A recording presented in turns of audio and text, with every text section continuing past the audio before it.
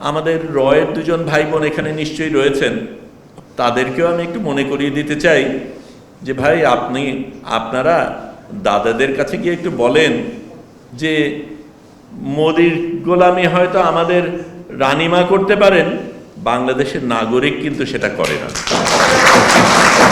আমাদের রানিমা উনি নোবেল পুরস্কার পাননি বলে মন খারাপ করেছেন, আমরাও মন খারাপ করেছি। উনি যদি নোবেল পুরস্কার পেতেন তাহলে হয়তো প্রফেসর ইউনূস সহ আমরা অনেকে বেশ শান্তিতে থাকতাম। তো কাজেই কিন্তু পাননি, কি আর করার। কিন্তু উনি আরেকটা জিনিস পেয়েছেন যেটাতে তার খুশি হওয়া উচিত। নোবেল পুরস্কার তো অনেকেই পায়, কিন্তু ভারতের 29তম রাজ্যের মুখ্যমন্ত্রী হওয়ার সুযোগ কয়জন পায়? এটা উনি পেয়েছেন, এটা তো বিরাট পাওয়া।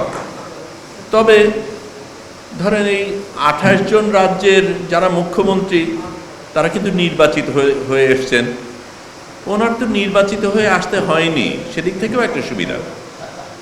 তবে অসুবিধাও আছে, কারণ এই 28 জন মুখ্যমন্ত্রী স্বাধীনভাবে তাদের নিজেদের রাজ্য পরিচালনা করতে পারেন, ভিন্ন সিদ্ধান্ত নিতে পারেন, দিল্লির বিরুদ্ধে কথা বলতে পারেন।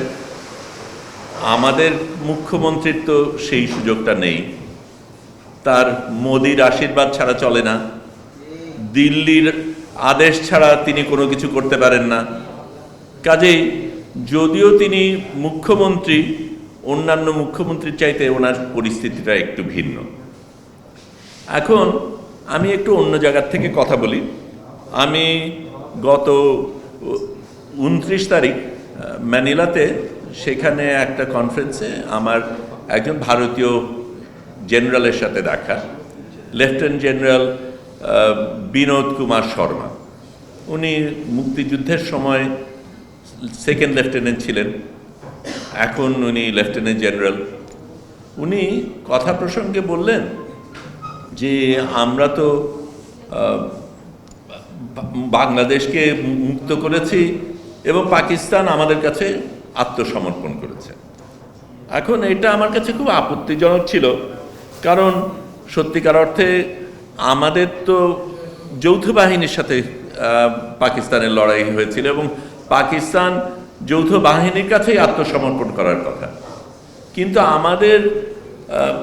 আমাদের মানে রানিমা যখন নিজেই প্রকাশ্যে সাংবাদিকদের সামনে বলেন যে পাকিস্তান ভারতের কাছে আত্মসমর্পণ করেছে এবং যারা আমাদের মতন ভারতীয় আগ্রাসনের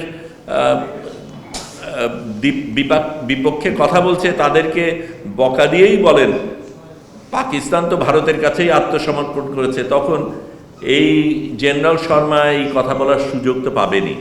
আমাদের তখন খুঁটির জোরটা কোথায় থাকে?